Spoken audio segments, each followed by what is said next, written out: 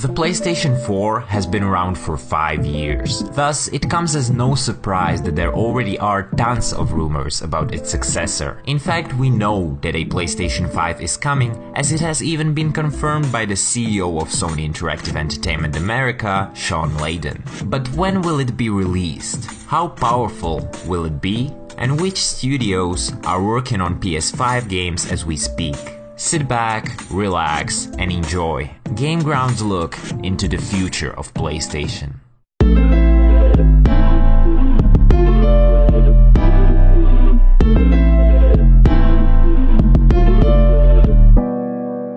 Video games are looking better and better each year. There's no doubt that PS4 exclusives like God of War have amazing graphics. On the other hand, with some third-party titles, for instance Assassin's Creed Origins, Shadow of War, or The Witcher 3, the difference between PC and PlayStation is noteworthy. This gap keeps getting larger, and that's why there will naturally be a demand for more powerful next-generation consoles from gamers and game developers alike. As a matter of fact, game studios are working with the PS5 already. According to Marcus Sellers, industry insider with a solid track record, third-party studios have had access to PS5 dev kits since early 2018. Thanks to that, many specs of the console have leaked. So, we have quite a good idea about what hardware will be inside the PlayStation 5. God.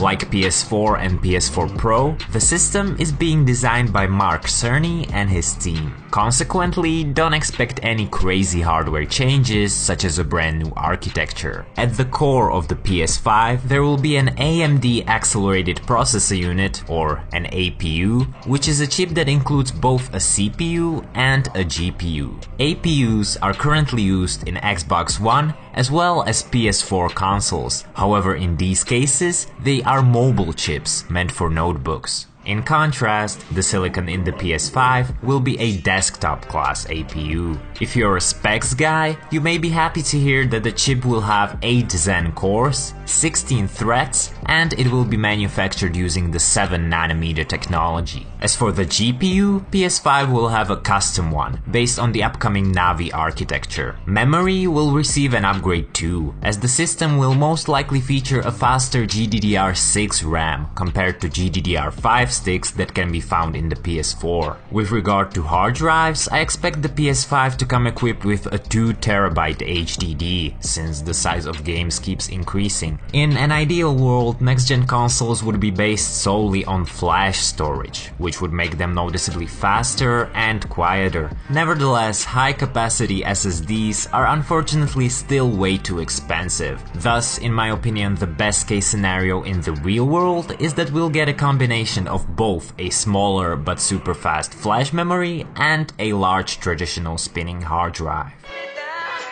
Another drive that may stick around is an optical drive. The PS4 Pro doesn't support 4K Blu-rays, and it's hard to say whether PS5 will, but what I'm personally convinced about is that the PS5 will feature an optical drive of sorts. Why? Well, for one thing, even though the PlayStation Store is making more and more money each year, the majority of revenue in console gaming is even now made at retail. In addition, Sony made huge emphasis on the ability to share disc-based games when revealing the PS4 in 2013. And that was one of the key reasons why they won this console generation. While logical, removing the Blu-ray drive would simply be a very risky move. Just heard you there. When a gamer buys a PS4 disc, they have the rights to use that copy of the game. They can trade in the game at retail, sell it to another person, lend it to a friend, or keep it forever.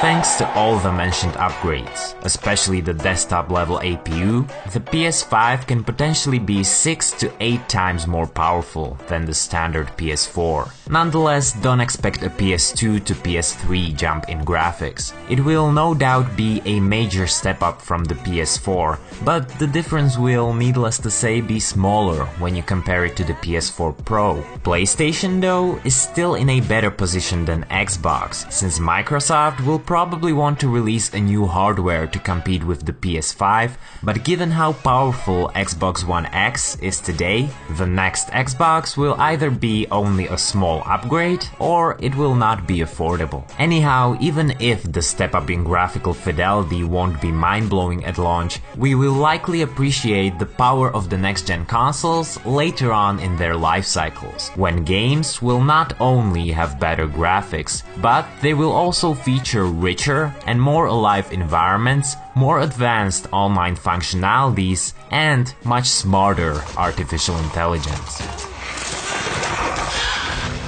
Another area in which the upgrade from PS4 to PS5 will be worthy of attention is virtual reality. As it happens, the AMD APU is said to have been designed with VR in mind. Of course, chips do not need to be created for VR in order to work with it, but what this likely means is that all the necessary components will be built in the console this time. As a result, the black box that currently comes with PSVR would no longer be required. Additionally, the amount of cables will presumably be reduced, possibly even to zero, as wireless adapters for HTC Vive and Oculus Rift are already a thing. Nevertheless, it's unlikely you'll be able to use PSVR wirelessly at launch of the PS5, since it would require Sony to either release a costly adapter or a brand new headset. Don't get me wrong, PSVR could certainly use an upgrade. It lags behind its competition in terms of displays, and let's not forget that the Move controllers are nearly 9 years old. However, Sony can't expect customers to buy two relatively high-end products at the same time. Therefore, I believe that an upgraded PlayStation VR headset, designed specifically for the PS5, is coming, but it will be released a few years after the console itself. What will naturally come out alongside the console is a new controller. While there haven't been any rumors about the features of a DualShock 5, it likely won't be too different from its predecessor, since the PS4 gamepad is considered to be one of the best out there. If there's one problem with the DualShock 4, it is its short battery life. Sony can, however, easily solve this by removing the touchpad. It consumes a lot of energy and it isn't utilized well by most titles. The current gamepad has a built-in speaker and a headphone jack, so a possible DualShock 5 feature that naturally comes to mind is a built-in microphone. Furthermore, hardcore gamers have been longing for an official customizable DualShock ever since the Xbox Elite controller has been released. Thus, it's possible Sony will offer a more premium version of the PS5 gamepad as well. One more thing Xbox currently has, while PlayStation doesn't, is backwards compatibility. This will in all likelihood change with the next generation. The reason why the PS4 isn't backwards compatible with the PlayStation 3 is that they are based on two completely different architectures. The PS3 was one of the few products using the complex cell technology, while the PS4 is built around the standard x86 architecture used by virtually all contemporary computers. The PS5 will also be based on the x86 architecture, and as it was mentioned, it will have an AMD APU, just like its predecessor. For these reasons, backwards compatibility with PS4 and PS4 Pro will almost certainly be one of the features of the PlayStation 5. And that is what we know about the hardware of the PS5, but what truly makes or breaks any console are not its components, but the games.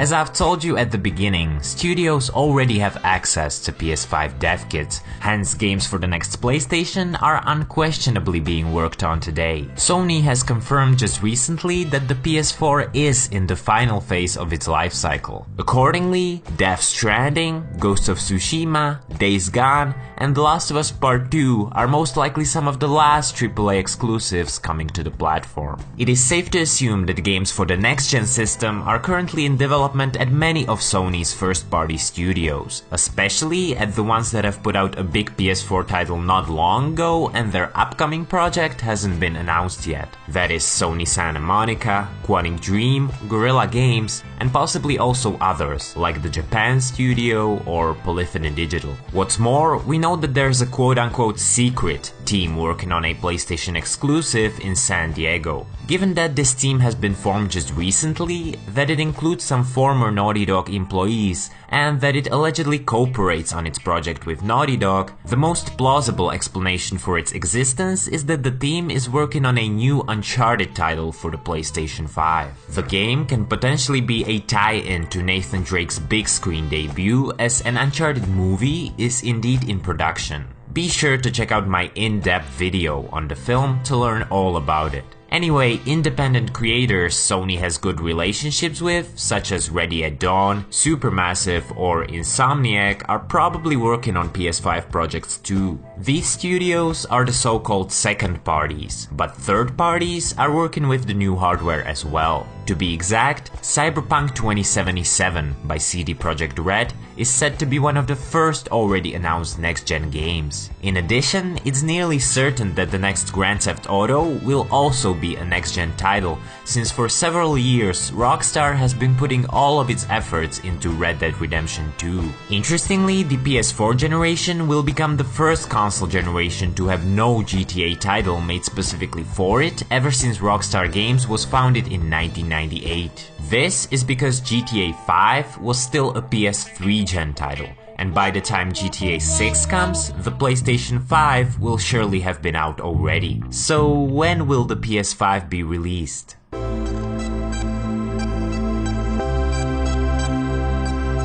Historically, a new PlayStation console was always released give or take 6 years after the one preceding it, which means that the PS5 could be launched around the fall of 2019. According to hardware experts from Digital Foundry, late 2019 is actually the earliest time frame the PS5 could realistically come out in, as neither the GDDR6 memory nor the AMD APUs will be ready for mass production prior to that. Therefore, I believe it's safe to say that the PS5 will be released either in the fall of 2019 or in 2020.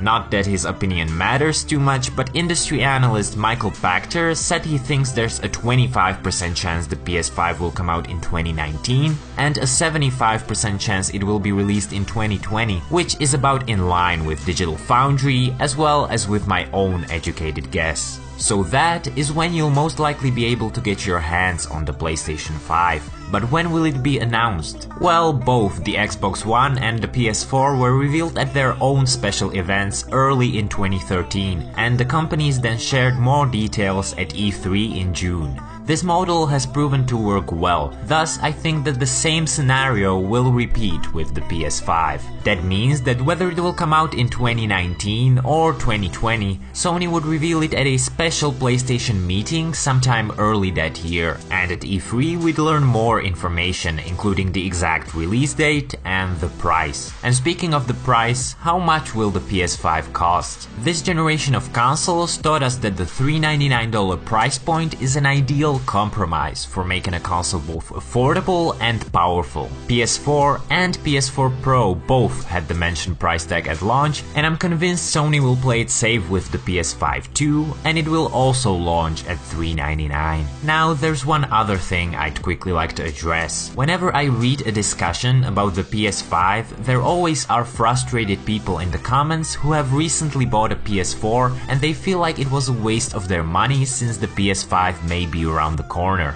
If that's your case, let me tell you, your money was well spent. The fact that the PS5 is coming doesn't make the PS4 any less amazing. Its library includes countless incredible titles, and it will only expand with games we can already call masterpieces like The Last of Us Part 2 still yet to come. The PS4 is simply must-have, and even if you bought it right before stumbling upon this video, it was a good decision. With the PlayStation 5, it is my belief that Sony will deliver a next-gen system gamers desire. One that will have an excellent lineup of games from both first and third-party developers. One that will be ready for the future while offering backwards compatibility. One that will be significantly more powerful while still being affordable. If they do this, and I'd say the chances are high, the future of PlayStation will be, in my opinion, very bright. Do you agree? Share your thoughts in the comment section, please subscribe and turn on notifications not to miss my upcoming videos. Until then, this has been Gameground. See you around.